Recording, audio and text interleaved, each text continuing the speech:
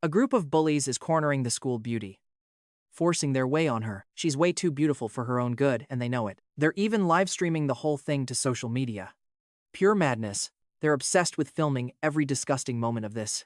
They drag our male lead, Ngo Ky, right into the middle of this mess. He's a teacher, yet they've stripped him down, left him exposed. Even as their teacher, he's powerless to stop his own students. They force Ngo Ky to do their bidding, and right when he reaches out, he gets hit with a brutal kick, his head slamming into the wall. The one pulling the strings? That head bully, Ngo Ky. They have no idea how severe that head trauma really is. Teacher Ngo Ky is dead. He's actually gone. Someone, anyone, please get over here and save that poor girl.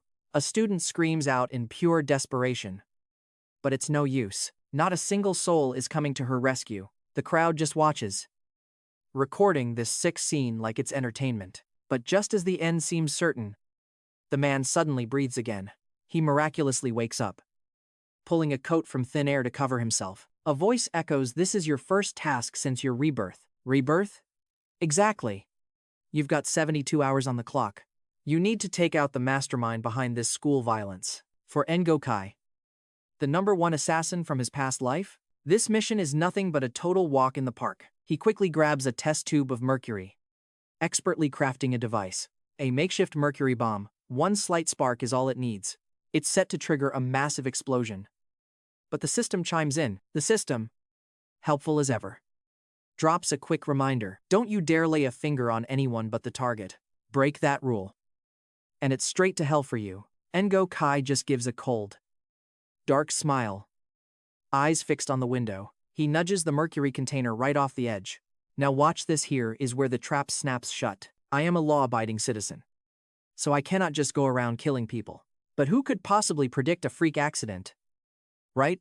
With a gaze as sharp as ice, he looks at the students below. He stares at the bullies writhing on the floor, almost fondly. Finding a loophole in the rules of murder? That is a masterstroke. Our perfect, ruthless protagonist is really starting to shine. The bully has never faced a situation like this before. Panicked, he orders his thugs to rush forward and attack. But in seconds, those thugs are down, ribs shattered on the floor. They even brought illegal goods into school. Things just got interesting. 2 days ago, Ngo Ky was just the world's deadliest assassin. This group is actually bringing contraband into the school grounds. Talk about interesting. Just 2 days ago, Ngo Ky was an assassin, the strongest hitter in the entire East Nation. No matter who the enemy is, he only needs 3 minutes, enough to make them drop dead from a freak accident. A master. Weapons are his specialty. But crafting the perfect disaster? That's his craft. But then he dies. Just like that. An AI target. Killed instantly. And the worst part? He has no clue how it even happened. As his vision fades to black, a mysterious voice echoes out. Something calling itself the Killing Intent system finds him. It offers him a chance to reincarnate and hunt down his killer. The catch? He has to complete every single mission the system throws his way. He'll travel across worlds to spread blessings to all of humanity. That's how he ends up here, right now. Finally noticing the school beauty nearby. But one look at her and he literally cannot take his eyes off her. Of course, it isn't because of her torn-up clothes. She's someone Ngo Ky actually knew back in his past life. He reaches out, brushing the hair from her face, when suddenly the system pings. Because Ngo Ky has been performing so well, it decides to grant him a reward, the title of Academic God. Right on the spot, a simple stat screen flickers into view right in front of him. That Academic God title? It lets him see the inner data of everything. As he's busy studying this new skill, the homeroom teacher kicks the door open. He storms in, launching a barrage of insults directly at Ngo Ky. Ngo Ky, what the hell do you think you are doing? You will pay for this. You're going to compensate for every bit of damage you've caused here today. But the teacher has no idea. To Ngo Ky, he is an open book. Ngo Ky steps forward, cool as ice, and drops a hand onto his shoulder. Oh. Someone definitely has to take responsibility for this mess. But it's not me, it's the mountain of files hidden on your computer. The teacher's face goes pale the second his sick hobbies are exposed. Just mentioning his twisted private life makes him scramble to backpedal. He suddenly claims this whole thing was just an unfortunate, random accident. But the bully isn't having it. He refuses to call this an accident. He demands the teacher grab Ngo Ky right now. The bully's family has enough dirt to bury the teacher for corruption. With so many students watching, the teacher is desperate to save face. He's caught between a rock and a hard place. Totally paralyzed. Seeing the standoff, the school beauty rushes out to try and explain. She's just trying to help, hoping to bring some reason to the situation. But the teacher is beyond listening. He's completely lost his mind. Nothing she says gets through to him. He's completely deaf to logic. Watching this, the bully starts spinning a twisted plan of his own. He tries to frame Ngo Ky and the beauty for being here together. He claims they were half-dressed, caught in the middle of something scandalous. When they were supposedly caught in the room, he claims they got embarrassed, enraged by the lies. Ngo Ky doesn't even hesitate. He just makes the bully explode. The other students are all ready to testify against his schemes. Even the lackeys are just scrambling to back him up. Just then, the head teacher shows this twisted, dirty grin. He turns around and berates the two of them as trash. The school beauty is left there, sobbing in complete helplessness. Ngo Ky gently wraps his jacket around her. Meanwhile, the bully is so hyped up on adrenaline, he doesn't even feel the pain in his arm anymore. Ngo Ky, how do you think you can fight me in this class? Imagine being stupid enough to leave evidence of your own crimes. Is his brain actually just for show? The bully freaks out when he sees his own phone in Ngo Ky's hand. He has no clue when it was even taken from him. Seeing the head teacher still playing dumb, Ngo Ky makes his move. He walks right up and places a hand on the teacher's forehead. I trust you know how to handle this properly, he threatens. After all, you wouldn't want those photos shared with everyone else, right? The head teacher is shaking so hard he can barely stand. Desperate to save his own reputation, he lunges at the bully. He lands a heavy, loving slap right across the kid's face. Then he instantly turns into a messenger of justice. He orders the guards to drag the bully away immediately. The bully just screams in total, hopeless panic. Don't you want my father's money anymore? He caused that explosion. Stop him. You have to arrest him. But at this point, the teacher doesn't care about any of that. He only cares about keeping Ngo Ky happy. Teacher Ngo, is this handling satisfactory to you? What a pathetic bootlicker.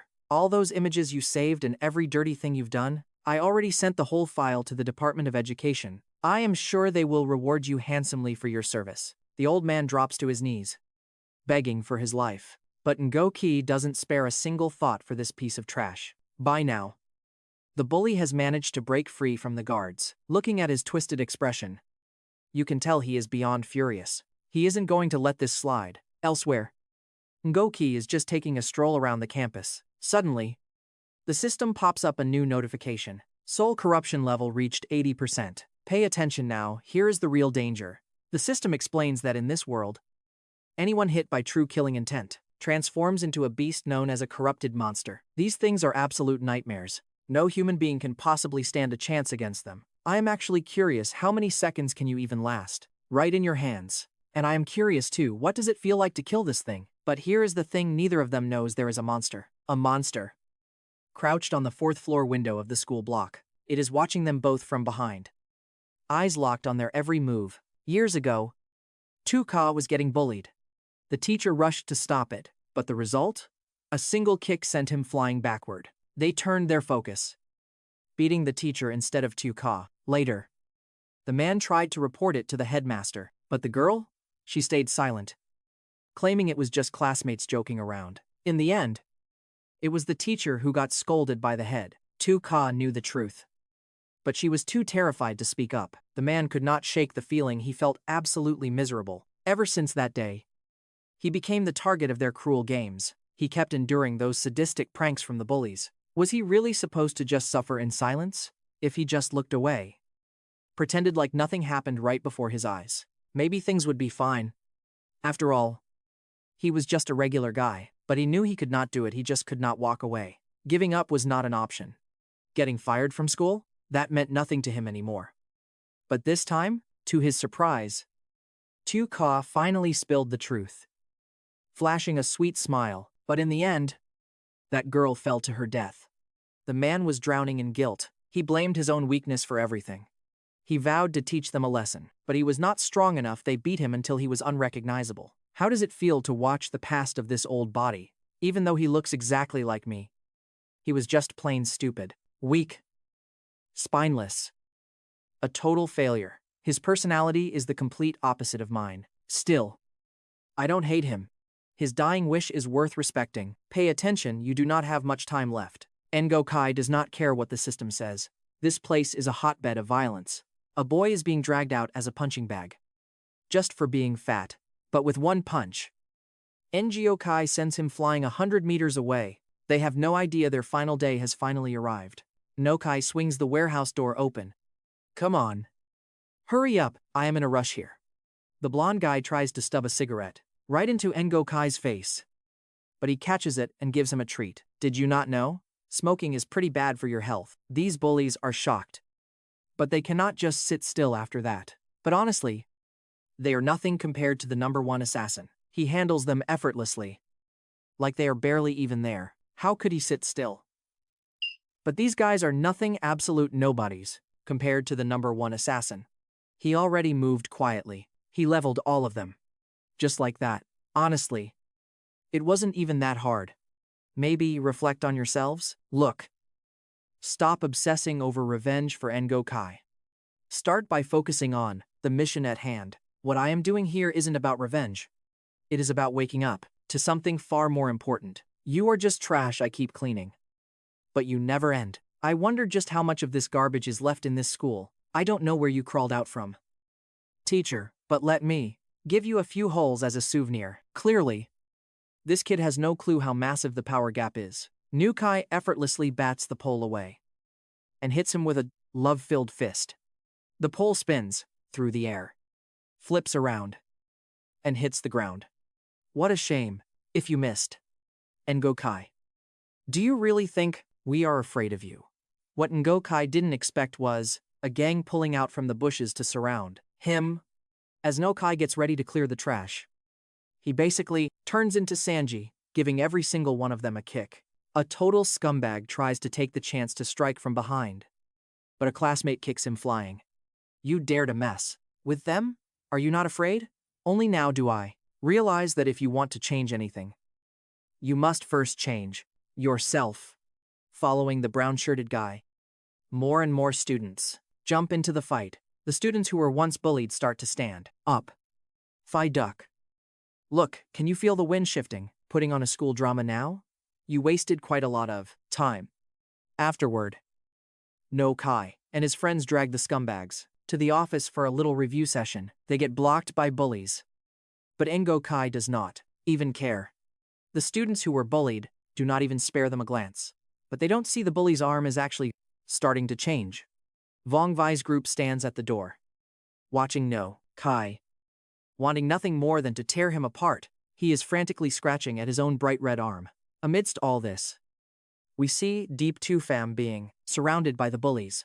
Turns out, Tufam's parents are working for the father of Vuong Vi.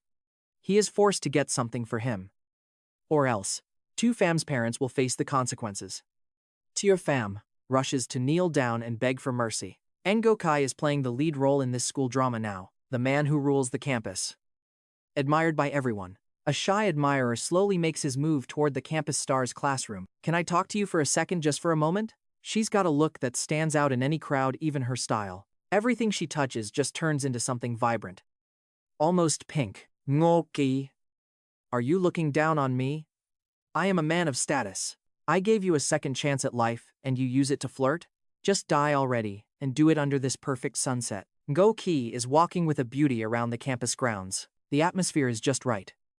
Romantic and quiet. Did we know each other before? She asks.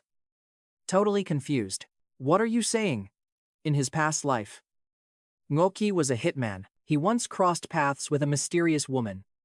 A legendary assassin, the pride of Longquok, though that title was just made up by a bunch of idiots.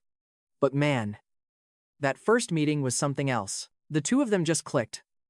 Souls connecting in an instant. Hard to find a partner that perfect. They were made for each other. They danced to a sweet melody. But then came the screams. That scene? It was absolutely wild, pure chaos. Bullets flew everywhere. But they missed him entirely. He didn't even have to look. He just kept his eyes closed. Ngo Ky thought she might have been reborn just like him, but looking closer, that probably wasn't the case after all. Suddenly, A high-voltage power line snaps overhead. Lucky for him, Ngo Ky dodges it just in time. But it isn't over yet. A massive wave of water crashes down, mixing with the live wires, ready to send him straight to heaven. Then a motorcycle loses control and barrels right toward them. Phi-Duke is already analyzing his new master from the sidelines. Ngo Ky stays cool, facing the danger without breaking a sweat.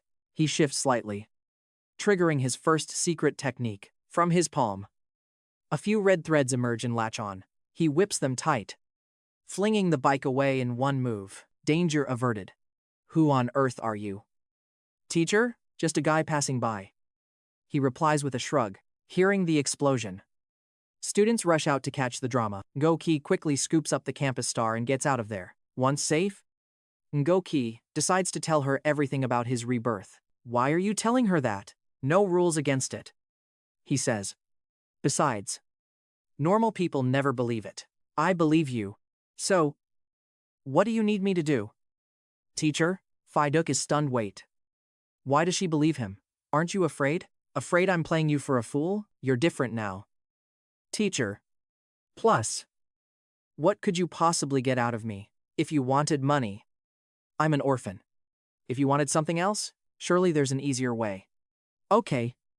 Then, take good care of me. While Ngo Ky is still stunned, Ngo Ky makes his move. He immediately uses the second technique of the student mind thought method. In a blur, Ngo Ky slips right into her consciousness. He's inside Ngo Ky's mind, just like that. Wait. Is it really that simple? Actually, this is standard procedure. As the sect explains, the human body is formed from the spirit and material, the ego. To enter someone's mental space, you first need their ego to accept you. Usually, that means having high affinity or the target needs to be dead. Once inside, you have to suppress the superego. It's naturally locked down by so many mental shackles. But he entered so easily. Does this girl really have no superego? What kind of divine intervention is this? The truth is, Kwang Ni is an incredibly brave girl. She's always helping friends against bullies. Even when she can barely stand, she's warmer than anyone else, a truly rare soul. Once Ngo Ky has his answer, he pulls out of the mental space. He realizes his physical body lost consciousness while he was inside. Since she was told to look after him, Kwang Ni gave him her bed. She's so sweet, he thinks, realizing she's the one he was looking for. But just then, a notification pops up right in front of him. The digitization process has hit 99%. Usually, at this final stage, the target gets very hesitant. Ngo Ky immediately calls out the academic ocean abyss technique. He can now see all the item attributes at a glance. This helps him judge exactly how the target will act. A moment later, Ngo Ky walks straight out of the room. It seems he already has his answer. And Kwang Ni rushes after him. The scene shifts. The bully is drinking beer brought by Tu Pham. He throws it right into Tu Pham's face, then lunges to choke him. The bully's hands are covered in hideous, pulsating blisters. Suddenly, the door is kicked open with massive force. Ngo Ky and Kwang Ni stand there, urging Vuong Vi to stop. But all he gives them is a twisted, insane grin. He wants Ngo Ky to watch his own student die right before his eyes. He rushed after the teacher. And the scene shifts. That bully is drinking beer brought by Tu Pham right now. He tosses the glass directly into Tu Pham's face and lunges to choke him. The bully's arm is covered in disgusting, bulging sores. Suddenly, the door is kicked open with massive force. Ngo Ky and Kwang Ni walk in. They warn Vuong Vi not to do anything foolish. His reply? Nothing but a crazed, insane grin. He wants Ngo Ky to watch his own student die right in front of him, right now. He and that bunch of trash are coughing up blood. It hits you that beer can was loaded with poison. The same toxin Tu Pham snatched straight from the lab. Watching blood spray everywhere, Tu Pham just rests a hand on his forehead, head tilted back. That twisted smile creeping out, spreading across his face. He is dead. He thinks, finally. He is dead. So the real monster is not Vuong Vi at all, but this ordinary kid right here. Someone who never stepped into the dark, yet sacrificed everything. Ngo Ky lunges forward, snapping Tu Pham's neck instantly. The guy is finished, utterly destroyed. Just as he turns to leave, A sudden cracking sound grabs Ngo Ky's attention. He is not dead yet. His body twisting, shifting into a grotesque, monstrous form. Eyes locked onto Ngo Ky, realizing things are going south. He urges Kwang Ni to get out of there, clearing the way for him. In a flash, he pulls a pen and hurls it straight into the beast's eye. But it barely leaves a scratch. The monster grabs Ngo Ky's arm, throwing him aside like a rag doll. But Ngo Ky twists his wrist with sharp timing, breaking free from that iron grip.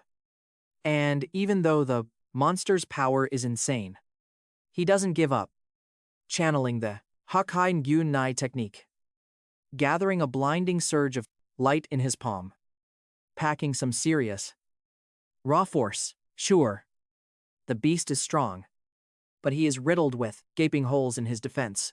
Ngo Ky leaps, striking down, hard from head to toe. But as he hits the fort of Klaus' spine, those jagged ribs slam shut, blocking the blow. You think hitting a weak spot is enough to win? Is your brain just for show? You lack true understanding?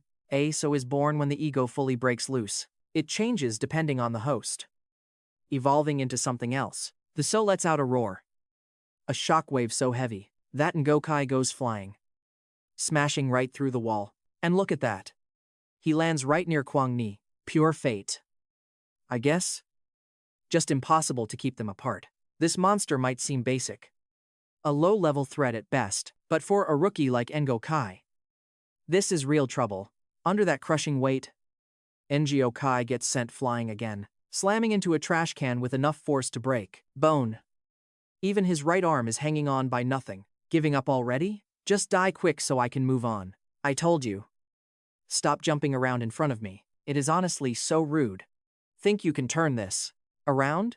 Because I think I just spotted a new opening. This story takes a wild turn. Ngo Ky uses Hakai. Gwyn Yai learns so skill directly.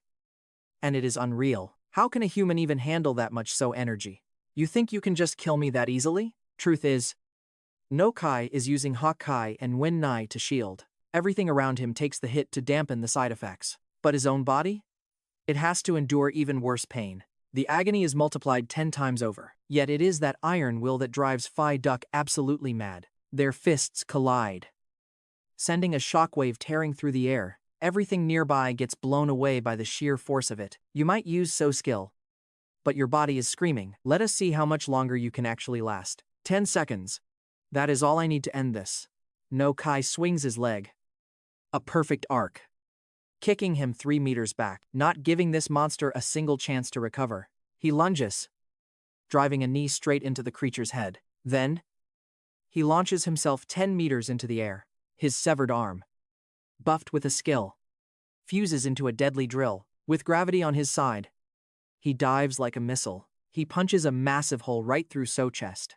Exactly 10 seconds. Right on time. I knew you would be fine.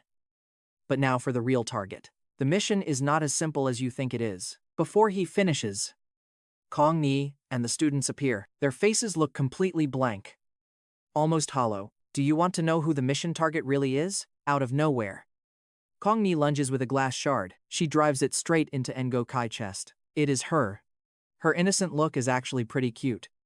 Right? That line. It is just like the girl from his past life. Then, a pair of elegant golden heels steps into view. How does it feel to be stabbed by a student you trusted? So, the real target all along was Jia Lian. Even Kwang Ni is being controlled by her. Ngo Ky uses his last bit of strength to flick the shard. He launches it straight at Jia Lian. A student jumps in the way, taking the fatal hit for her. You dare break into my playground and smash my toys? Even Kwang Ni is being controlled. Ngo Ky, at this point, uses his last bit of strength to flick a shard of glass, embedded in his own body toward Jia Lian. A classmate rushes over to shield her from the fatal strike. You dare barge into my playground and break my toys? There is no need for that kind of talk. Without goodness. How can you? That thing right there beside you, it actually looks pretty cute. Mind if I borrow it for a bit? You can see me? No way. I would rather die than stay by your side. You are just boring. Your vision is way too narrow. You must have spent so much time planning for this exact moment. As if I would dare. Ever since that thing appeared by your side in the chemistry lab, I have been planning. Ever since that thing appeared by your side in the chemistry lab. I have been planning. Besides, have you not been killing yourself trying to find me lately? Shouldn't I be giving you a nice, warm welcome? Shouldn't I be giving you a nice, warm welcome? Shouldn't I be giving you a nice, warm welcome? Suddenly, the group of students rushes in, armed and launching a relentless attack on Ngo Ky. He takes them down, beating them to a pulp. He takes them down, beating them to a pulp. But here's the weird part: no matter how hard they get hit, they just keep getting back up, unless they are dead. They just follow my every command. Unless they are dead, they just follow my every command. If I recall correctly, you are not even capable of killing anyone, right? If I recall correctly, you are not even capable of killing anyone, right? Just then, a student lunges forward, swinging a club straight at Ngo Ky's head without a second thought. Just then, a student lunges forward, swinging a club straight at Ngo Ky's head without a second thought. Ngo Ky smashes his leg to pieces. Maybe that will slow these things down. Maybe that will slow these things down. As Ngo Ky struggles against the wave of students, an excavator suddenly slams into him with massive force. An excavator suddenly slams into him with massive force. It sends him flying across the yard. You have always been trying to provoke me, hunting me down. That guy must have tasked you with something related to me, right? That guy must have tasked you with something related to me, right? But honestly, I am curious if you just treat them like toys. Why keep Kwang Bin-ni around? Why keep Kwang Bin-ni around? Isn't it because of love? I fell for how heroic she looked when she first appeared before me to save Ngo Ky. I wanted to tear that fake, disgusting smile right off her face. When she first appeared before me to save Ngo Ky, I wanted to tear that fake, disgusting smile right off her face. So, I made sure she was bullied, abused, and even set it up so Ngo Ky would die. So, I made sure she was bullied, abused, and even set it up so Ngo Ky would die. So, I made sure she was bullied, abused, and even set it up so Ngo Ky would die. So that was it. The girl was not afraid of Vuong Vi, but of Du Lien hurting her. Right. You should beg for your life. If your dying pose looks good, I might spare you once. Right. You should beg for your life. If your dying pose looks good, I might spare you once. Right. You should beg for your life.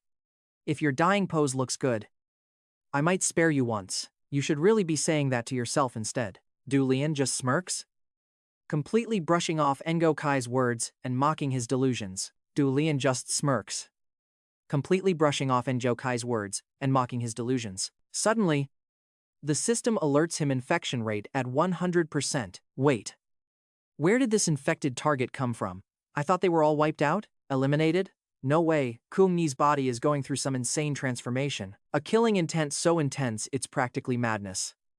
Paired with that face, pure bloodlust, and those pitch-black eyes from the rapid beastification process. She's staring right at Du Lien, blaming her for Ngo Ky's death. Unforgivable. Our protagonist finally snaps awake. Du Lien is panicked. She has no idea why Kung Ni managed to break the hypnotic spell. She scrambles back, terrified. But here is the trick. 5 minutes ago, Ngo Ky activated the thought pearl on her, inside Kung Ni's mind. Ngo Ky's voice echoes clear. If you want to know the real reason Ngo Ky died, you have to wake up, face the truth, he tells her, caught in a daze. She finally wakes up, eyes wide, following Ngo Ky's command. The true cause of Ngo Ky's death? Teacher Ngo. What are you talking about? The mental space vanishes, consumed by blinding rage. Thick black smoke erupts from Kung Ni's body. She glares at Du Lien like she wants to tear her apart right here. Du Lien, still smiling that smug victory grin. She is certain her minions won't let Kung Ni get anywhere near her. Kung Ni explodes with speed, charging forward in a blind fury. With one palm strike, she sends those poor students flying straight into the air. Ngo Ky and Phi Duc are still watching every single move she makes. Phi Duc scoffs at the scene. You used the hatred inside her to force her into this killing frenzy. That is beyond despicable. Ngo Ky gets into position, ready to leap toward the center of the chaos. I don't share her twisted hobby of watching people slaughter each other. I prefer to do the killing with my own 2 hands. He vaults into the air, leaving Phi Duc standing there in stunned silence. Du Lian just keeps that wicked, twisted smirk on her face. That is exactly it. This is the one thing I wanted to see most. There is no such thing as true kindness in this world. Not even for you. She taunts. Ngo Ky relaxes her body, almost like she is enjoying this nightmare. Just as her fist is about to smash into Du Lian's face, a hand flashes out. It catches her punch midair, stopping her cold. Don't talk like that, he says without good. How would you even know what evil is? Ngo Ky pulls Ngo Ky into his arms, planting a gentle kiss on her lips. A dark reddish mist flows out from her mouth, dissipating into the air. Her eyes slowly shift, the color returning to normal. Ngo Ky covers her flushed face, completely flustered and not knowing what to do. Understand what true evil is? As he speaks, Ngo Ky pulls Ngo Ky into his arms and gently kisses her lips. A strange, reddish-brown mist crawls out from Ngo Ky's mouth. Her eyes slowly begin to return to normal. Ngo Ky covers her blushing face with her hands, totally lost. This is what a real man looks like. That single line leaves, their jaws nearly dropping to the floor. Suddenly, Du Lian's face shows total amazement. Just one kiss, and she is already awake? What kind of? This plot is absolutely ridiculous. Ngo Ky turns around to look at her. She wants an answer? Wait for your next life. Go ahead and reincarnate. As soon as he speaks, Ngo Ky raises a hand and snaps his fingers. Du Lian has no idea what is even happening. 1 second later, an arrow drives straight through her head, right along with her. All the students collapse. Their controller has truly fallen. The system announces the mission is a complete success. Rewards will be sent once he returns to the killing space. Red rectangles appear all around Ngo Ky. That is the signal it is finally time for him to leave. Ngo Ky is still trying to hold her teacher back. Ngo Ky gently pulls his hand away. He is just heading back to where he truly belongs. He vanishes into thin air. He leaves Ngo Ky alone with the crowd. The students are scattered across the ground. After such a sweet dream, the students finally realize waking up is the real nightmare. Ngo Ky is now inside Killing Space 444. This is the only place a master can enter after finishing a mission. It is also the designated hub for collecting rewards. And for picking up the next assignment, Phi Duc is thrilled. It has been a long time. A long time since he last stood in this place. A puff of black smoke, a black mist fills the killing space. Ngo Ky slowly crawls out from within it. This leaves Phi Duc completely stunned. He is so shocked his jaw nearly hits the floor. Back at the school, a system interface flickers to life. Something is watching Du Lian's body. Cracks appear all over her skin. A pale, demonic hand reaches out from the wreckage. A woman's body crawls out from that broken shell. My beloved 4215. Every once in a while, a little failure is actually quite fun. A life without any real rivals is just too boring. Du Lian's body lies there like an empty husk. Just a discarded costume left on the floor. A moment later, her body begins to transform. This is a special little treat for the students nearby. I really cannot wait for our next meeting. I still need to use his blood. He heals his wounds.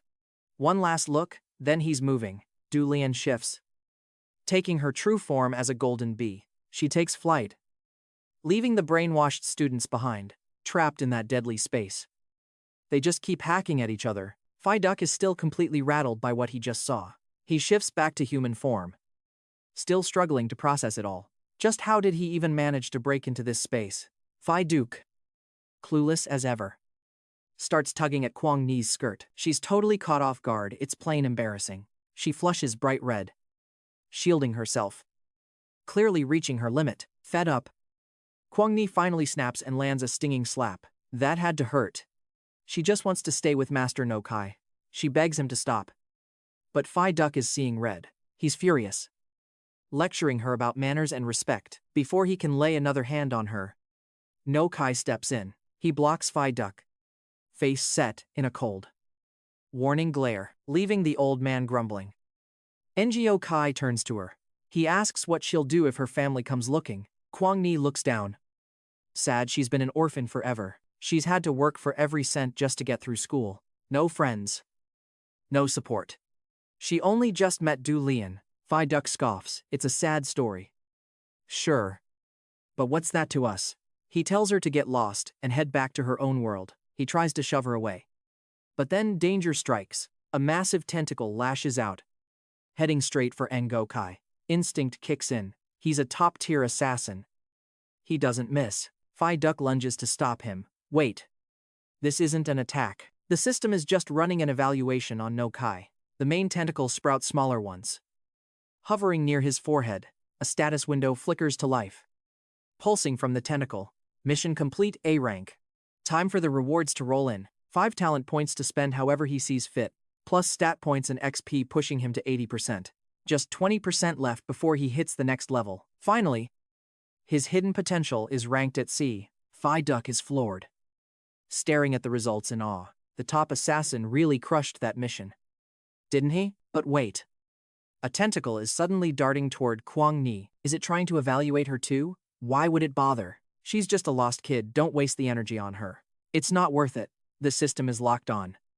Scanning Ngo Ky right now. A new screen begins to emerge. Data scrolling rapidly. Phi Duck can't believe his eyes. An A rank in talent? Impossible. He's completely losing his mind over this. 159 degrees. Time for a shoulder massage for Ngo Ky. Do you want to be my new master? I will help you with any wish. Ngo Ky looks disgusted. Flicks his finger. And sends Phi Duck flying. You are far too loyal, he says, shaking his head at the guy. What? A rank? Does this mean I can actually stay here now? Ngo Ky is still suspicious, wondering if she is the woman from his past life. He just smiles and pats Ngo Ky on the head. Calm and collected. Just call me Ngo Ky from now on, he tells her. That situation makes Ngo Ky blush like crazy. Completely flustered, Phi Duck appears right then. Interrupting their sweet moment, he warns them it would be better to head inside and rest. Suddenly, the intent to kill system notifies Ngo Ky of a new mission. Talk about bad timing, he thinks. Just as he needs to leave. Before he heads out, he can't help but drop a little flirtatious hint. The whole atmosphere around them turns soft, practically glowing pink. Seeing those two still dragging things out, Phi Duck rushes him. Come on, Ngo Ky. Hurry up and get moving already. He leaves with Phi Duck, leaving Ngo Ky all alone in the space. Everything fades, and she is left behind in the void. The moment he opens his eyes, a high-tech space greets him. It is a strange, alien world, and the people ahead are acting weird. They are performing mysterious motions, all directed right at him. Wait. Why is his chest suddenly so huge? And why is a sword stuck in it? Turns out, he has been reincarnated as a girl this time around. Even Phi Duck has undergone a body transformation in this strange place. The old man actually compliments Ngo Ky, saying she has a beautiful body. Ngo Ky thanks him, then casually pulls the sword right out of her chest. The wound looks more like a tech glitch than actual physical damage. Energy transforming with matter structure. This world is beyond his imagination. Suddenly, the system screen flashes a warning in front of him. The sync rate is at 50%. And it is not just one person. There are a whole lot of people showing that same sync rate. Everyone around is staring at Ngo Ky, completely baffled and confused. They are wondering how she is still alive after that lethal blade strike. So, this must be the planet Lantu Thiet, a world where pure energy is the dominant force. Out of nowhere, an emergency notification pops up all around them. Officer 9874. A suspect is nearby. Get to the city immediately. The alert demands. Sirens blaring. Ngo Ky's face suddenly appears on every screen in the area. Hey, Ngo Ky. Why does this wanted criminal look exactly like you? Have some confidence, he replies. Drop the part about looking like me. We are officially wanted, he says, while the crowd looks on. Baffled, people are putting their hands on their faces, completely lost. Right then, the ground begins to shake violently from those figures. Massive stone pillars erupt from the ground, locking into place. These rectangular blocks hem in Ngo Ky and that squad of robots. They emerge slowly. It is clear they are ready to carve him up. Ngo Ky is not about to let them move first.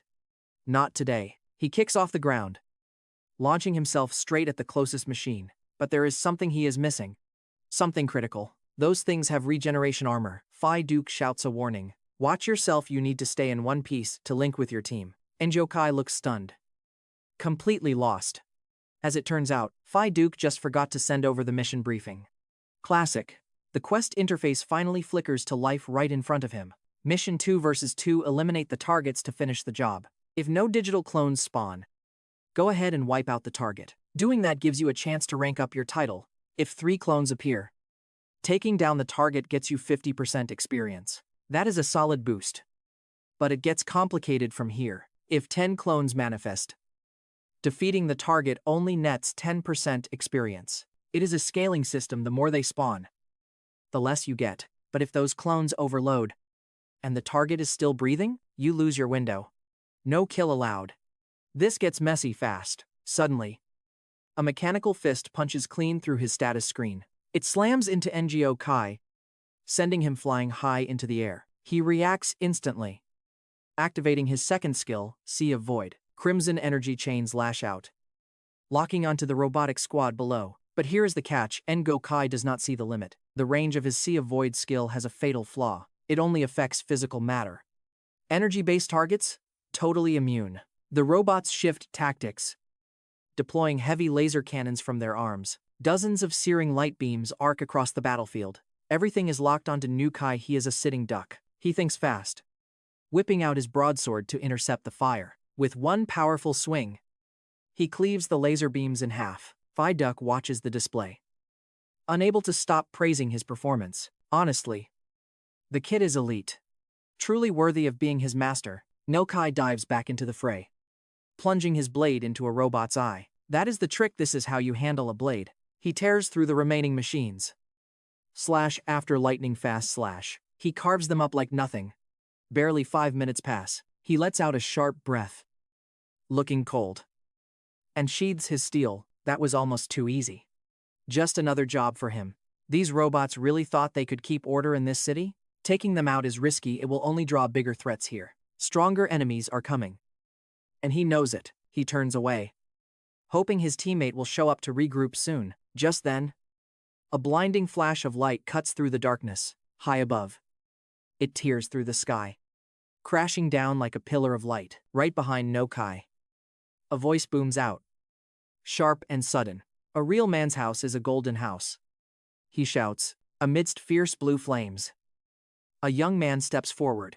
He fans himself, posing, looking absolutely cool. Anything to impress the girl. Meanwhile, the kill intent system, sitting at 5,214, pops up. Duck is beaming, excited. It's been a while since he saw another system. Ngo Ky, though, only has eyes for the burning robots. He's puzzled. Why did they turn into material after that guy's strike? Is that really his skill? The man quickly adjusts his interface, flashing a friendly smile at the pretty girl. Meet Li Fai Hong. His title is the Scholar. He's got 2 main moves. First, Jade-like teeth, which alters body structure. Second, Golden House, letting him reshape matter within a 1-meter range. Ngo Ky's team is complete now, so the 2 guys shake hands. Ngo Ky asks the million-dollar question: just how many title types are there? Even though Duck knows, he demands a favor before spilling the beans. But Chu Thon jumps in instantly, shouting, there are 12 types. Duck is so annoyed he doesn't even want to talk anymore. Ngo Ky pats Chu Than on the head, already thinking about swapping to a new system. Chu Than starts digging for Ngo Ky's own title, but Ngo Ky just winks, puts a finger to his lips, and tells him to guess. That's how he plays honestly.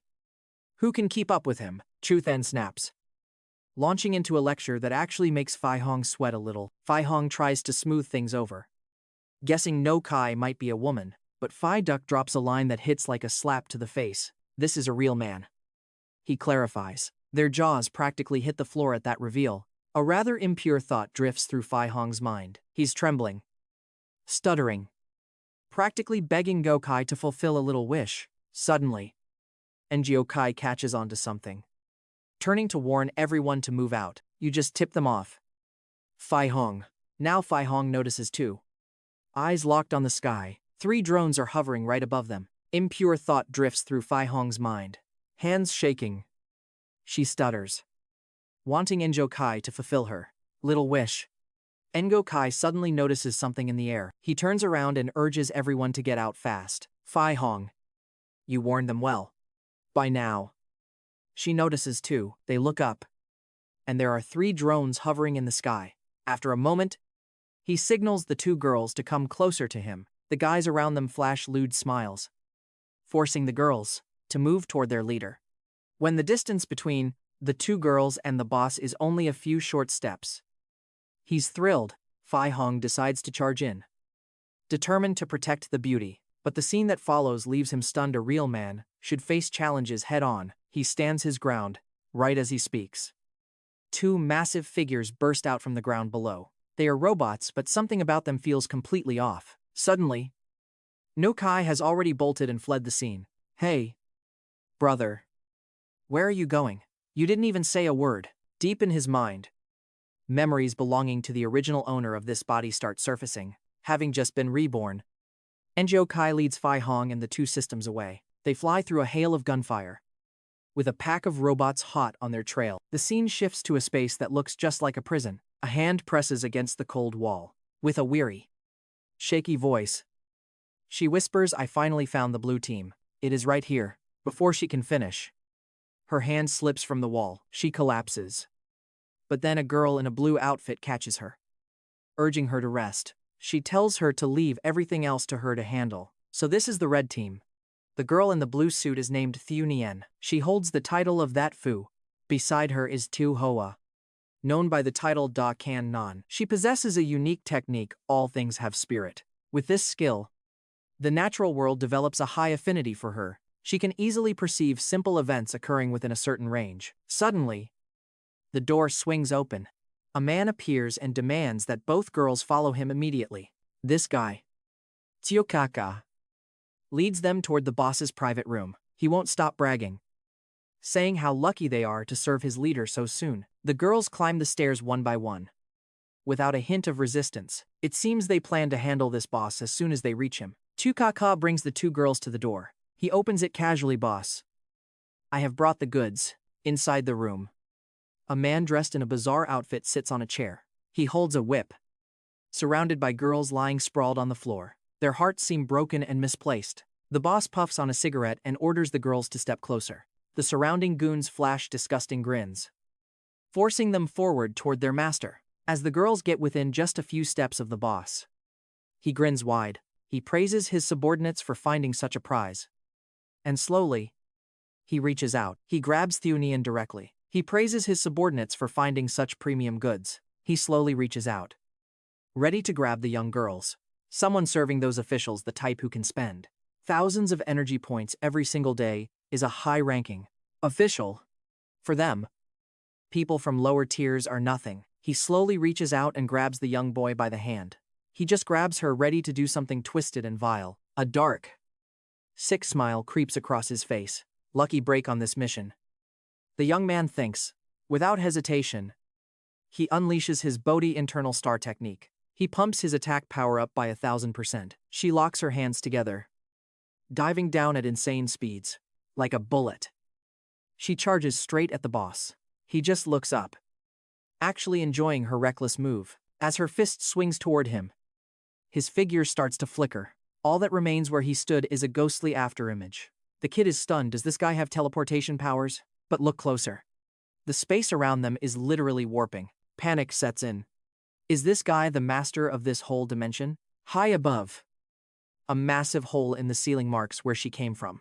Below, the boss and his entire crew watch from the ground. Wait, this isn't just a fight. It's an energy point exchange. In this digital world, people exist purely as energy forms. Every unique emotion generates a totally different kind of power. How you collect and use that energy changes everything. But watch closely, the real power lies with the internet mogul, Capito. He uses this system to keep the entire society under his thumb. Everyone's ranked into 369 tiers based on their connection to him. If you're stuck with only 30 energy points a day, you're a commoner. But if you got thousands, you're part of his elite circle. High-ranking officials pull in even more, controlling the flow of life. Different tiers lead completely different lives. It is a rigged game. People try to grind points to climb the ladder, but it's a lie. Almost nobody actually breaks through to the higher tiers. The boss signals his men to swap points and draw their guns. It's time to counterattack. The kid charges in, fully aware of the massive gap between them. 30 points of energy just won't cut it against a titan like Capito. She has to rely on her own hidden talent to survive this. The officials under his command can finally use it every single day. Thousands of energy points, that is the true power of a high-ranking official. Truth be told, those who aren't on the same level just don't get it. Depending on your rank, you can pull off wildly different feats. People might be able to farm points to evolve their class, but those who actually manage to break through to a higher tier, they are basically non-existent. Their leader snaps, ordering his subordinates to trade their energy points. They draw their guns, getting ready to launch a counterattack. The kid is already charging in, fully aware of the situation. With only 30 energy points, he can't go head-to-head with Capito. He has to rely on his unique ability to even stand a chance. Killing intent pulses through the system as a storm of bullets tears toward the teenager. She reacts instantly, activating the second skill, Immovable Wisdom King. The moment she triggers it, a massive spectral hand erupts into existence. It blocks every single projectile, shielding her from the incoming barrage. This skill offers incredible defensive power, but it comes with a catch. It can only be sustained for a limited time during an active assault. Plus, the barrier itself is forged directly from the user's mental state. It is a weapon of the mind, manifesting in the physical world. The teenager tries to focus, testing if this mental energy can retaliate. Can she use it to physically harm these creeps? She has to find out. The gang leader is actually impressed. He decides to pull a new trick. He spends 500 energy points to summon a heavy-duty machine gun. Lead sprays across the room, raining down on the teenager like a storm. Yet, her skill holds firm, absorbing every single shot without a crack. She wonders in silence, how can anyone be this stupid? These thugs have no idea they are fighting a losing battle.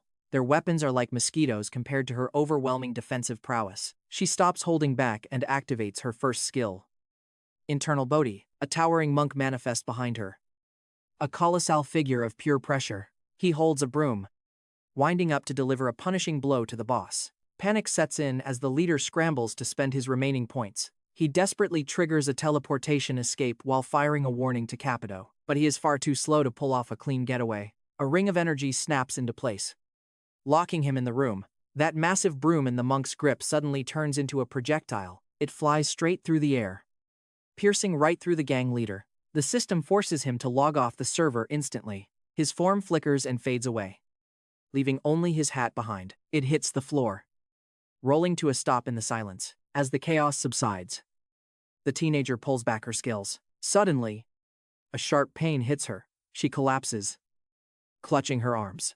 Xiaohua sees it happen and rushes over to catch her. Her mental state has hit its hard limit. She is completely drained. In this fragile condition, confronting the mission target is impossible. Her odds of winning right now? 0%. Then, the roof shatters, inward debris flying everywhere. Two silhouettes drop into the center of the room. It is Ngo Ky and Fai Hong, staring them down with cold, emotionless eyes. They watch the teenager and Xiaohua with a heavy, dangerous gaze. Fai Hong tilts his head, wondering why they didn't just run away. Ngo Ky stays silent, his expression unreadable and sharp. He ignores Fai Hong entirely, focused only on the targets ahead. All his attention is locked onto the two figures in red. The rivals stand face to face, tension thickening in the air. The teenager's killing intent system flickers, flashing a final, desperate warning. He can't use his skills in a fight right now. It's not looking good. The energy drain is real. He taps her shoulder if they really decide to attack. Just let me take the lead. Two opponents on this mission, and they just came off a brutal, life or death battle. Ngo Ky summons his Luot blade, ready to strike. He moves first against the two girls even. Phi Duck is fully backing his play. Right then, a beam of blue light shines down. It hits Ngo Ky behind him. The pursuit robots arrive. Ngo Ky just looks back and offers a faint smirk. He tells the robots the mission is officially complete. Triu Quang Huan was guilty of human trafficking and forced others into acts. He fought back hard, so I killed him. The evidence is all here in the folder. Wreckage. Please close my arrest warrant now. Hearing this, a robot steps forward to collect evidence. It draws energy from the helmet on the ground. Fai Hong doesn't get it, but she still flashes a smile, giving Ngo Ky a thumbs up. Meanwhile, those two girls in red are already planning to make a run for it. A drone fires down a purple beam of light, Below, it's Capito, sitting on a rocket chair, drifting down casually. Looks like we caught a big fish, big one. Isn't it? The robot raises its hand to its head, showing a respectful military salute. Everyone realizes this guy is the real target of the mission. One foot steps onto the ground.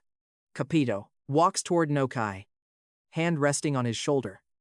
Happy and full of praise for Ngo Ky's great service to the city, he turns to the robot, telling it to go, confirm a few remaining details, and asks Ngo Ky to cooperate with the investigation. His face turns sinister. I'll trouble you for a bit longer.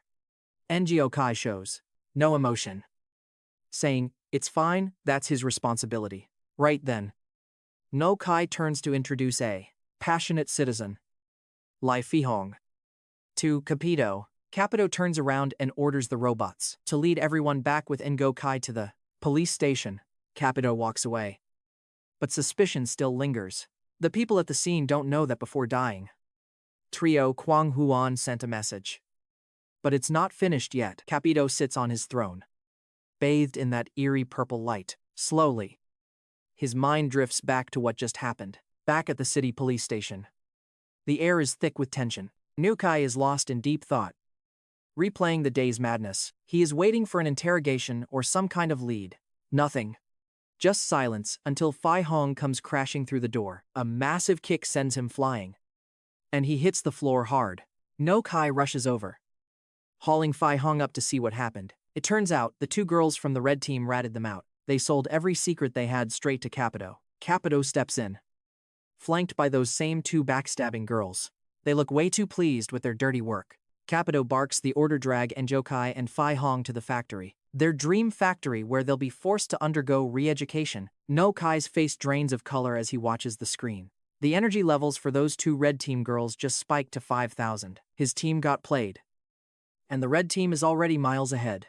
Now, guards with weapons surround them. Tightening their grip, they force the pair toward a strange, pink-colored vehicle. Fai Hong leans in, whispering to Ngo Ky under his breath. He is desperate, asking if the man has any kind of plan, anything that might actually work to get them out of this. Ngo Ky glances toward 9 o'clock, signaling Fai Hong to wait. 3 seconds. That is all they have before they bolt. Fai Hong flexes his wrists. It is time for a wild escape. They count down, then snap their arms, throwing all their strength behind it. The flimsy handcuffs shatter instantly, and they sprint toward 9 o'clock. One guard steps in their path, but Fai Hong clips him. The guy goes flying into the air like he is weightless. The rest of the soldiers are right on their heels, scrambling to keep up, but suddenly, both men skid to a halt, frozen in their tracks. High on the cliffside, a girl stands watching them. She has her hands on her hips, posing in a short dress. She looks just like Kwang Ni. It is uncanny. Fai Hong wonders if he walked out the door with the wrong foot today. His luck has been absolutely cursed from the very start. Ngo Ky stays focused, watching Fai Hong activate his skill. Jade-like muscles surge under his skin, expanding to massive size. He is ready to throw down and fight to the death. He is charging at that girl with everything he has got. But suddenly, the system alerts Ngo Ky, panicked and urgent.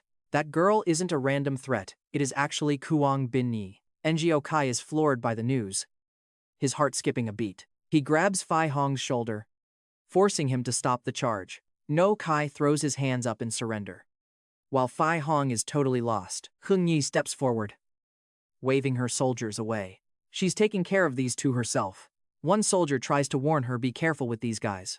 But the second he speaks, she shuts him down cold. He's terrified, backing off without another word. Kyung Ni snaps an order for them to clear out. They leave without a fuss.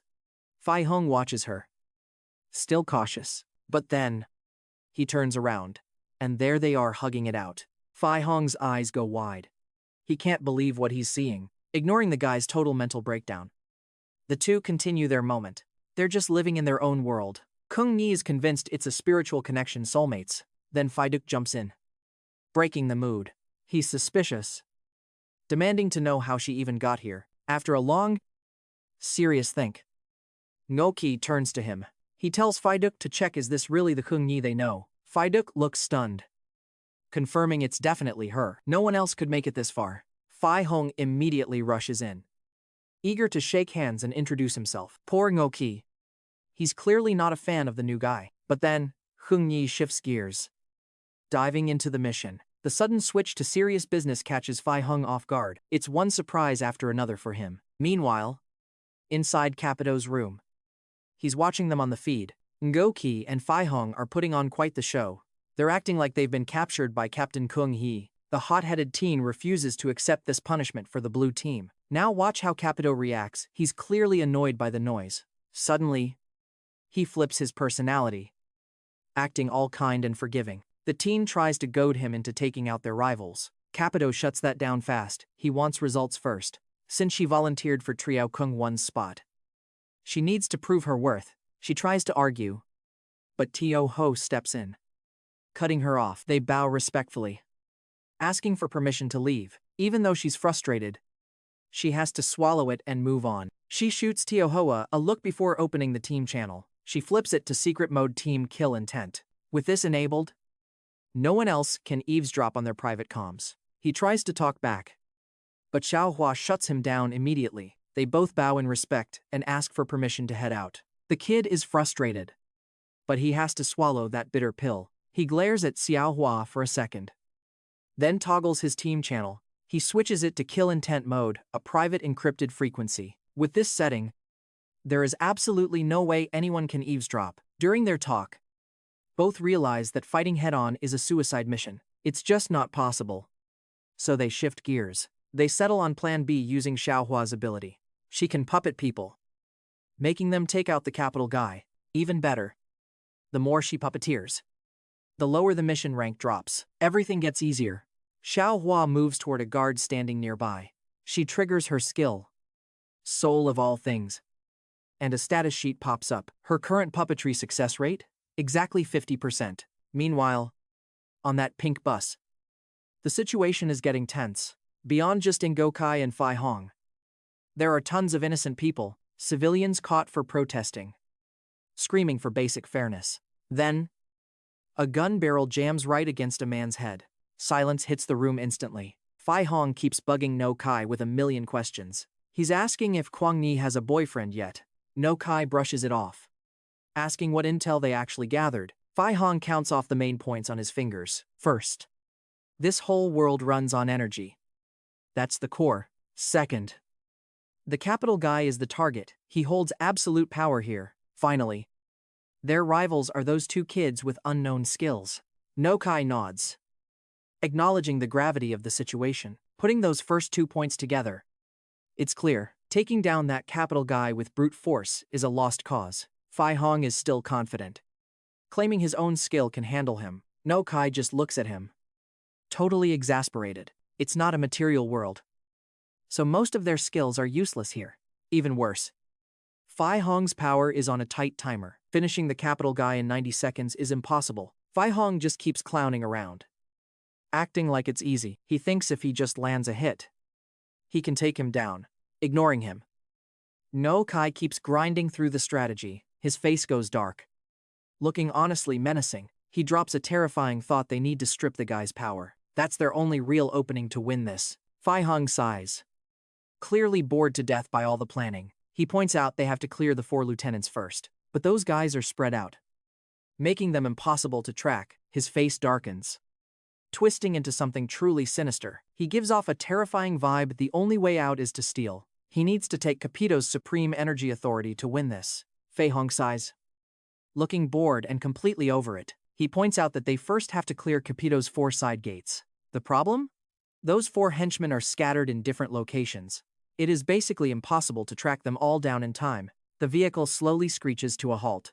Right in front of them stands the legendary Dream Factory. Ngo Ky looks up, telling him this is the training ground and the stronghold for one of Capito's 4 top enforcers. Inside the command room, the head supervisor keeps watch. Mr. A is busy monitoring the new batch of arrivals. He is practically giddy, welcoming them as his new family. Stepping into the factory, they finally have their cuffs removed. Fai Hong is already tensing up, ready for a fight. Over by a large hut, 3 girls are cheering everyone on. They announce that after the training, the survivors meet Mr. A. Ngo Ky doesn't hesitate, he rushes forward to join the course. He charges in, completely dropping his guard. Fai Hong just stands there.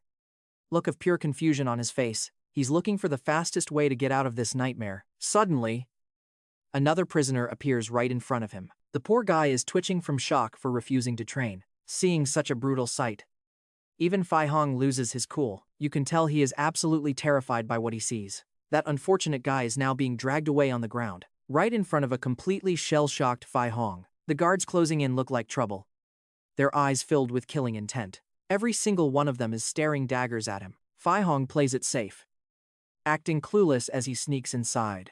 He creeps up next to Ngo Ky. Still unsure of the plan, he asks what Ngo Ky is actually plotting in this place. Ngo Ky just tells him to wait, that he will understand everything soon. He wants to see what these people are planning first. Fai Hong has no choice, he just has to go along with it. Through a thick, hazy mist rolling out from the platform, a scantily clad worker starts dancing, shouting at the top of her lungs, "Mr. A is everything." While Ngo Ky is still processing, something happens. Straps suddenly lash out, locking him tight to the chair. In a heartbeat, a high-voltage current tears through the room. Everyone in the chamber is convulsing, screaming in pure agony. The dancer on the platform keeps right on moving. She is still dancing frantically, that eerie grin plastered on her face, still chanting that same phrase, "Mr. A is everything. Mr. A is eternal." Each time her face shifts into his likeness. Whenever her face changes, the electric shocks instantly stop. This is the Milgom obedience experiment in action. A twisted test designed to push people to their absolute limit, checking how they react when faced with absolute forced authority. When ordered to violate their own conscience, how much can they take? Just how much raw human potential can you really push? Finally, the prisoners give up the fight. They surrender. Mr. A screams out. But Ngo Ky is already moving, blade drawn. He slices through every chain in sight. The air is thick. It's flooded with hypnotic gas, filling the entire room. But for a top-tier assassin like Ngo Ky, this stuff is nothing. Barely a mosquito bite. Still, under the weight of that gas, Fai Hong relies on pure willpower. He's fighting it off. Even Ngo Ky is impressed by that, but he knows if he lets this slide, Mr. A will win. Ngo Ky spends his points, pulling out a super strong sedative right as he's about to inject Fai Hong. Something happens. A voice rings out, catching Ngo Ky off guard. Mr. A appears, his body half-formed and distorted. The other half looks exactly like one of the prisoners. He claims Fai Hong belongs to him now, part of the family. Ngo Ky realizes he can't pull Fai Hong back anymore. He's gone too deep. There's no waking him up now. Fai Hong flexes his muscles, snapping the rest of the bonds. The pressure is insane, even Ngo Ky gets blown back. Ngo Ky launches his blade straight at Mr. A direct strike. He screams for Fai Hong to wake up, but it's no use. Fai Hong just stares, gray and hollow. While Ngo Ky retreats, he manages to put some distance between them. Suddenly, Fai Hong charges him, fists raised, ready to trade blows with his own teammate. They clash hard. The fight so intense it terrifies Chu Than. Chu Than doesn't even know what's happening anymore. Ngo Ky is trying to calculate his next move. He doesn't want to hurt Fai Hong, but that's impossible now. Mr. A appears below with his goons, watching it all. Right there is the one Ngo Ky just stabbed. Ngo Ky is shocked, how can he still be standing? Suddenly, Mr. A's chest is pierced from behind, but there he is again, appearing in a completely different body. He licks the blood off his blade. A truly bizarre trick. Both Ngo Ky and Chu Than are caught off guard by that. Fai Hong lunges again. His eyes turn pure white. He's screaming, and Ngo Ky catches a fist to the jaw. He's sent flying high into the air. Fai Hong shows no mercy, vaulting up to chase him down. They're brawling midair now, a blur of blue and red light. It's a crazy visual. But Ngo Ky is starting to lose ground. He takes a gut punch, then another brutal hit right after. With a brutal slam, Onij Bay hits the ground. A massive fissure cracks open beneath him. The earth splits wide, jagged and deep. Ngo Ky lies there on the ground, his eyes completely hollow, drained of all life. Standing over him are Fai Hong and the smug, arrogant Mr. E. The manager stretches out his hand, looking down with a twisted, winning grin. He reaches for Ngo Ky, ready to drag him up and turn him into a mindless puppet. But just as his fingers lock on, something shifts. Ngo Ky's hand suddenly snaps shut, gripping Mr. E's wrist like a vice. A faint, knowing smile creeps across his lips. He's been planning this all along. This was his game from the start. Without missing a beat, Ngo Ky glances at Fai Hong and barks the order to strike. Mr. E reels back, eyes wide, totally rattled. He can't believe it. Fai Hong is actually standing, back to full strength. It was all right in front of your eyes. Ngo Ky mocks, you just couldn't see it. Fai Hong doesn't hold back, fueled by pure rage. He unleashes everything he's got. Behind him, a massive phantom house towers upward. A terrifying, golden wave of energy explodes, shaking the very air. Mr. E still thinks he's invincible, convinced he can just respawn, no matter how many times he dies. But he has no clue what Ngo Ky is actually targeting. The back door to the capital. Ngo Ky weaves the high vo nai technique, pulling it together with Fai Hong's power. In a flash, the two styles collide and morph into a massive, shimmering ship. Ngo Ky looks up from below, smirking. Think this is cool enough for you? Mr. E barely has time to blink before the ship rockets straight toward him. It smashes into him, tearing through the layers of his twisted memories. Ngo Ky sits calmly at the bow, watching the trauma unfold. A younger version of the manager appears, surrounded by eyes full of hate and scorn. Then, Capital steps in, dragging the broken boy into a surgical suite. Under the cold, precise tools of a robot, his body is ripped apart and remade. The bandages fall away, and there it is, the face of the Mr. E we know today. That's where he was born, right alongside that backdoor interface on his hand. The vision fades, and Ngo Ky leaps down from the ship. Fai Hong watches, totally stunned, as Ngo Ky holds up the glowing backdoor eye. He's actually done it. Fai Hong is ecstatic, grabbing Chu Than and spinning him around like a kid on Christmas. But Ngo Ky? He's already focused on something else entirely. Across the way, Mr. E finally catches on. He realizes the truth about those two. Fai Hong and Ngo Ky, they aren't from here at all. Fai Hong is just pure joy, spinning around with Zhu Shen like a kid. It's so cute. While Ngo Ky is clearly distracted by something else. But over on the other side, Mr. E is finally catching on. He realizes Fai Hong and Ngo Ky are actually from another world, through the memories Fai Hong saw while he was being restrained. And now he is trapped in that state. Ngo Ky doesn't even hesitate, pressing his blade to the supervisor's throat. He's planning to finish him off before the secret gets out. Suddenly, Mr. E loses it completely, snaps. He's going wild. His mouth won't stop twitching, and then actual flames start pouring out of him. His entire body ignites, skin peeling away layer by layer. Mr. E just keeps smiling as his flesh dissolves into nothing. He knew exactly what he was doing by baiting Ngo Ky and Fai Hong. They thought they could steal the back door and claim that supreme power. But Capito had already installed a self-destruct sequence inside him. If Mr. E lost that back door, his body was programmed to burn to ash. And the best part? It sends a signal straight back to Capito. The master plan is already in motion. Ngo Ky immediately urges Fai Hong to move fast. They need to grab more energy points before they get tracked down. Meanwhile, inside Capito's private surveillance room, he is hanging out with Kwang Ni when a signal hits. A cosmic alert flashes, giving Capito a serious headache. Kwang Ni, acting all concerned, 2 steps forward to check on him. Capito just waves her off with a careless gesture. He spins his chair around, smiling, and drops the news. That backdoor Mr. E was guarding. It's been stolen by 2 criminals. On the surface, he's putting on a show of being panicked. But inside, Kwang Ni is secretly cheering for Ngo Ky. She's honestly impressed by how badass he really is. But now, she's starting to have her doubts. Why is Capito acting so happy about losing such a valuable asset? It just doesn't add up. He's acting like this was the plan. Capito snaps his fingers and asks if she's confused by his reaction. It's like he can read her mind right off her face. That hits a nerve, making her scramble to apologize. She tries to stay perfectly still, keeping her guard up. Behind him, a massive screen flickers to life. It's the final video transmission that Mr. E managed to send. Now Capito has the footage he needed. He realizes Ngo Ky and Fai Hong aren't from his world at all. Kwang Ni puts on a look of shock, Though it's pretty fake, she's playing her part. But the tension is thick. Capito starts breaking down everything about these two intruders. He's analyzing their every move and uncovering their history. He even dug up the fact that their original bodies are dead. Yet, they've come back to life in this mysterious, impossible way. And now, Capito is turning his full, cold attention their way. Hearing that, Ngo Ky drops to her knees, apologizing for her own ignorance. She takes full responsibility for the security breach at the Capito gate.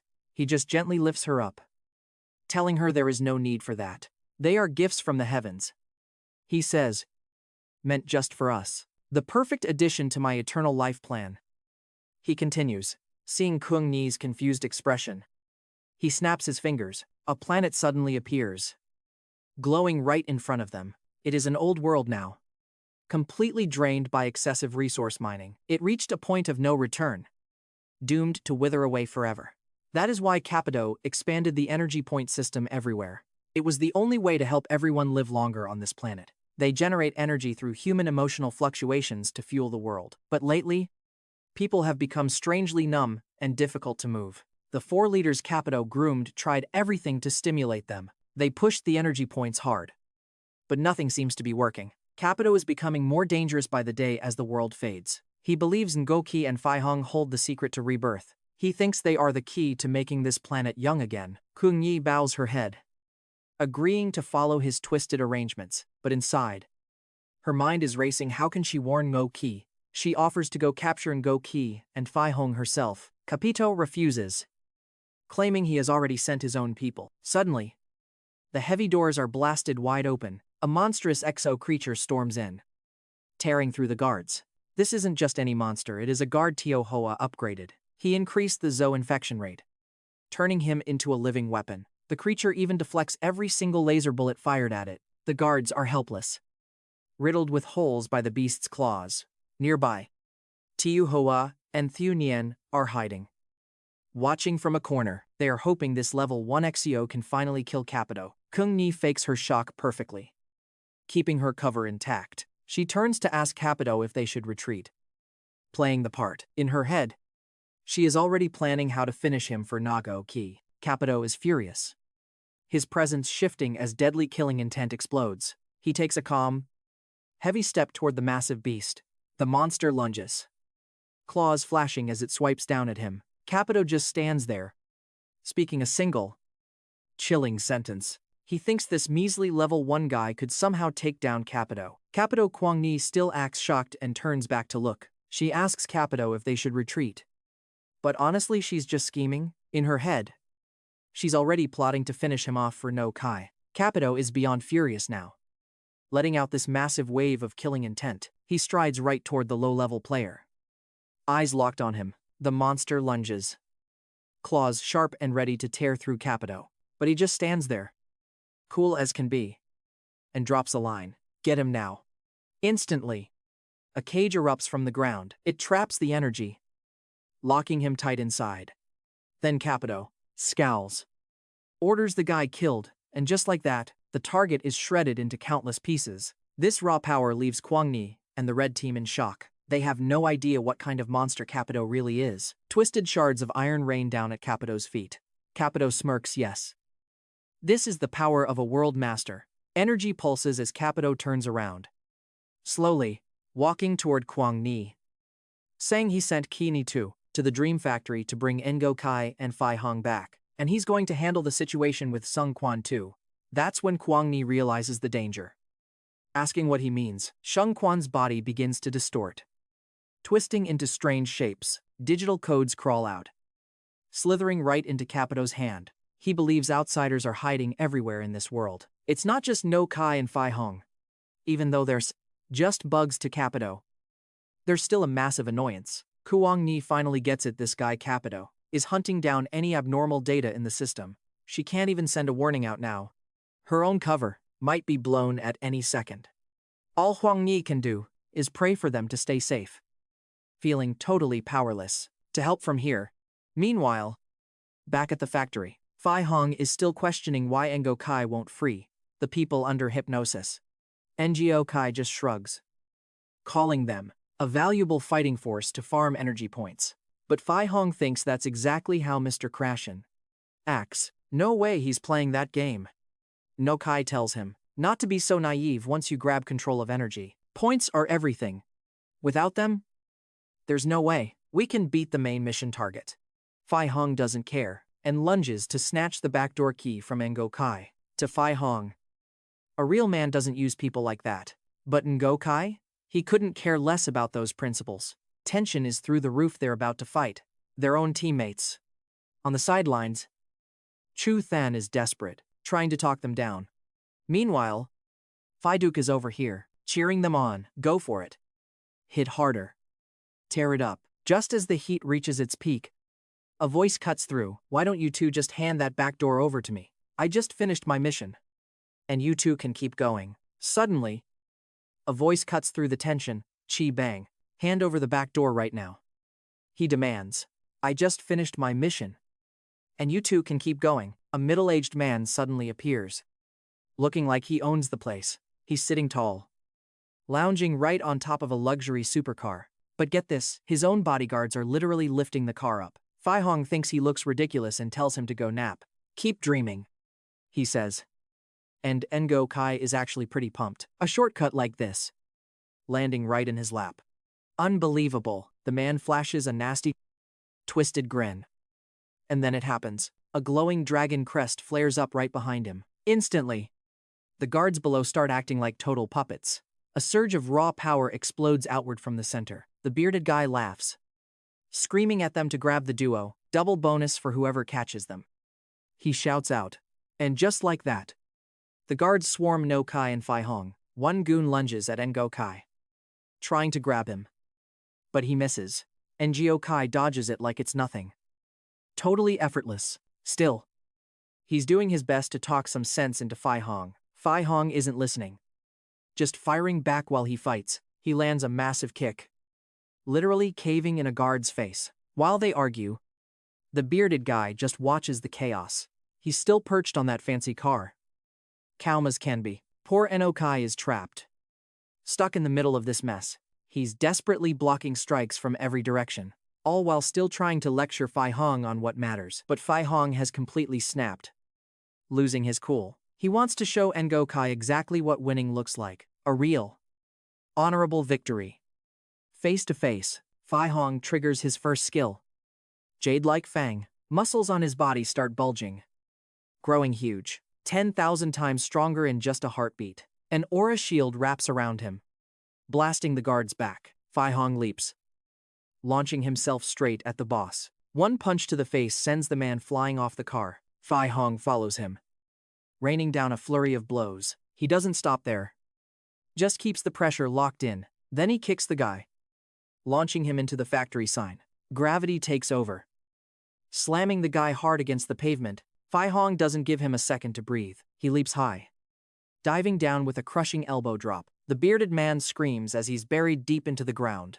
Finally, the assault ends with that devastating final hit. Fai Hong flips backward in midair, a perfect landing. He touches down right next to where Ngo Ky is standing, showing off. He asks if that was impressive enough for him. Ngo Ky just gives him a hesitant, forced compliment. Then, out of nowhere, a mocking voice cuts through the air. A voice cuts through the air, grabbing everyone's attention immediately. It's coming from that commander Fai Hong just finished beating down. He's sprawled on the ground, actually complimenting Fai Hong. He's counting them off: 128 minor wounds, 72 heavy blows, and 3 that were almost fatal. That insane power? That's exactly why Capito values these two. Fai Hong is just standing there, confused out of his mind. He's wondering if he somehow knocked a screw loose in this guy's brain. Seriously, how can anyone be this delusional and detached? It makes absolutely no sense. The commander struggles to flip himself over on the floor. With that same twisted grin, he rips open his shirt. Hidden underneath is some kind of corporate stats panel. His hands are shaking violently as he taps the screen. And watch this, right on his chest. Suddenly, all the bodyguards start acting completely out of character. A notification pops up above their heads: salary cut by 50%. Every single one of them goes pale, looking absolutely terrified. Then, without warning, their limbs just snap and break apart. It's a nightmare. A scene straight out of a horror show. Ngo Ky and Fai Hong just watch. Frozen. Unable to find their words. The craziest part is the commander himself. He can't even stand up. Yet he acts like nothing happened. It's like he's perfectly normal. Despite the carnage. Ngo Ky realizes what's happening. He's redirected all that damage. That's his skill, a total damage transfer ability. The commander introduces himself. One of the 4 leaders of Capitol. His name is Ngo Ky. He's the head of AXA, the biggest corporation on this planet, a real powerhouse. Ngo Ky decides he wants to return the favor. For all the beating Fai Hong and Ngo Ky just gave him, a dragon wing sprouts from his back. His face turning pitch black, he commands his underlings to capture the pair within 5 minutes. No excuse. No failures allowed. System notifications flash in front of the bodyguards immediately. A mission priority: capture the targets in 5 minutes or less. The reward is a 100% boost to their movement speed, plus a 50% buff to their defense stats. That's all it takes for them to swarm forward again. Ngo Ky keeps trying to convince Fai Hong to retreat and leave. Fai Hong dodges, begging the guards to wake up and resist. He swears he can save them if they just break free. But he doesn't understand the sheer power of corporate control. These guards aren't just controlled. They're sold out, and Fai Hong leaps. Fai Hong dodges the sandwich-style pincer attack. The bodyguard keeps swinging, crying as he shouts out. He tells Fai Hong that no matter what he does, it's always the little guys who end up paying the price. Their energy points keep dropping. They can't even provide for their families. He screams at Fai Hong to stop playing the hero here. If they could choose a better life, they would. But this is reality. It's not some damn movie. While Fai Hong hesitates, a sword hilt taps him lightly on the head. It's Ngo Ky standing above, speaking softly to him, still thinking you have a choice. Fai Hong, we can both save them. Even if only they can truly save themselves. But doesn't that mean we can at least give them a fighting chance? It's a moment of truth. Everything hinges on this decision. Fai Hong closes his eyes, deep in thought. Suddenly, he erupts. He shoves the crowd back, and a flash of blue light flies into Ngo Ky's hand. That's the backdoor access Fai Hong just hijacked. He's putting all his trust in Ngo Ky's plan now. Across the way, Ngo Ky is barking orders, desperate to capture them both. Ngo Ky's voice rings out across the room. He says he and his friend are actually pretty interested in the job, interested in taking over Ngo Ky's position as chief. Ngo Ky thinks Ngo Ky is playing it smart, welcoming them aboard. But wait, Ngo Ky isn't looking for a promotion. He wants to take the chief's seat right out from under him. That's a bold move, even for a guy like Ngo Ky. The chief sneers, questioning if he'll even survive the hour. Tension is peaking. This is where the real carnage begins. Ngo Ky and Ngo Ky are locked in, ready to tear each other apart. Punches fly, kicks land. Absolute chaos erupts in every direction. The scene around them is a total war zone. Just as they start the fight, streams of data from Capitol pour out. It flows from Ngo Ky's head, and everyone else's, too. While the two of them are stunned, Ngo Ky realizes what this is. It's Capitol's tracking data, used to hunt down outsiders. Ngo Ky sees exactly how cautious Capitol really is. He flashes a sinister grin, seeing an opening to make a deal. He plans to team up with them to take down Capitol. Over there, Ngo Ky is trembling, hiding behind Capitol. She's terrified he'll expose her true identity. He flashes a sinister grin at the outsiders. He's planning to team up with Ngo Ky and Fai Hong. The goal? To take out Capitol once and for all. Nearby, Ngo Ky is trembling, hiding right behind Capitol. She is terrified he might dig up her secret past. She asks Capitol straight up, is he actually doubting her? She keeps her cool on the outside, but inside, she is panicking. He just turns back to answer that he had no such intention. Even if she is acting normal, he tells her it is just a simple investigation, nothing wrong with that. Right? Behind her back, Ngo Ky has a weapon ready to go, a gun hidden behind her, prepared to take out Capitol anytime. If he figures out she is a spy, it is game over. Just then, 2 strange data signals hit Capitol's device. Ngo Ky does not hesitate anymore and raises her weapon. She is about to pull the trigger, but the ones caught? Not Ngo Ky at all. It is the 2 red team kids, Thieu Nian and Thieu Hua. She pouts and lets out a long, shaky breath of relief, feeling like she just put on a total circus act. But before she can even relax, the situation takes a dark turn. Capito orders her to execute those two outsiders immediately. He calls it a fair apology for his earlier suspicions. Kwang Ni steps forward, gripping the pistol with a cold stare. She thanks Capito for the opportunity, but honestly, behind that icy mask, Spy Kwang Ni is absolutely losing her mind. She has never killed a single soul in her life, and to make it worse, her targets are just children. Seeing her hesitate, Capito turns his back on her completely. He tells her the whole thing is hers to handle now. He just sits down, relaxing, ready to watch the show. A fight between his top fighter, Fuangso, and these two kids. Noticing Kwang Ni is still deep in thought, Capito keeps talking. He mocks her, asking if she is already too excited to hold back. Talk about pressure. Kwang Ni's face shifts, and she flashes a dark, sinister smile. She raises her gun at the red team, threatening them, but internally, she is screaming at them to just give up, because let us be real, she has zero combat experience. Over there, Tiu Hoa and Tiu Nian stay on high alert. Tiu Hoa figures Kwang Ni does not look that dangerous, but Tiu Nian is not buying it. He stays sharp. He keeps his guard up, watching her every single move, eyes full of lethal intent.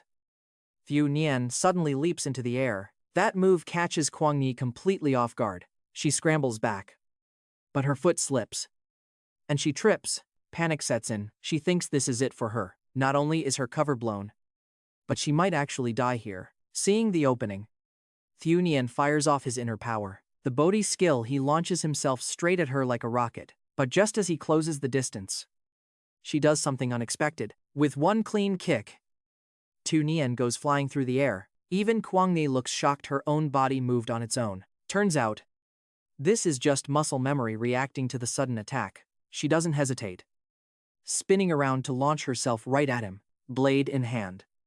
She's ready to deliver a heavy blow. Deep down, though, she's screaming at him to dodge it. She comes down with a brutal strike, aiming to end this. Tiu Nian blocks, forcing a barrier of energy to hold her back. He's annoyed, accusing her of faking it just to catch him off guard. With a surge of rage, he summons a massive amount of divine energy. He charges straight at Kwang Ni, but she parries him instantly. An hour has passed, and the master villain is honestly stunned. He can't believe anyone is actually holding their own against Kwang Ni. She holds a quarter of the world's energy. She is a monster. The villain watches the boy, grinning at his own sick discovery. He realizes these outsiders are the perfect gift for his grand plan. Tiu Nian is hitting his limit, exhausted by her space-warping power. He realizes his usual techniques won't give him the edge here. He has to call on Kaka, his only hope to warp her essence. If he can turn her, she'll be hundreds of times stronger than before,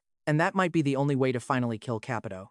Right now, Tiu Nian calls out for Tiu Hoa to step in. Kwang Ni stares in disbelief. That cute little lolly is actually a boy? Why on earth is he dressed like that?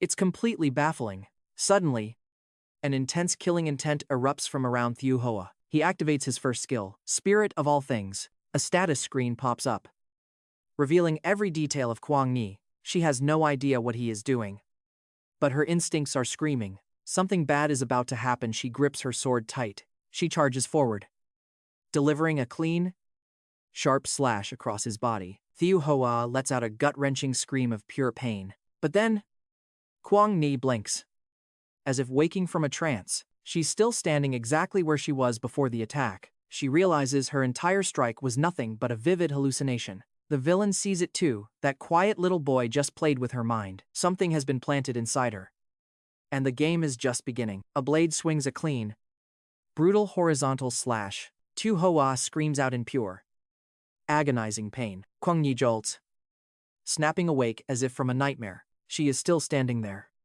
frozen in place. She realizes that attack was nothing but a cruel illusion. The villain knows that quiet little kid Lolly is behind it all. That power, that mental manipulation, it came from him. And just like that, the first part of this fight wraps up.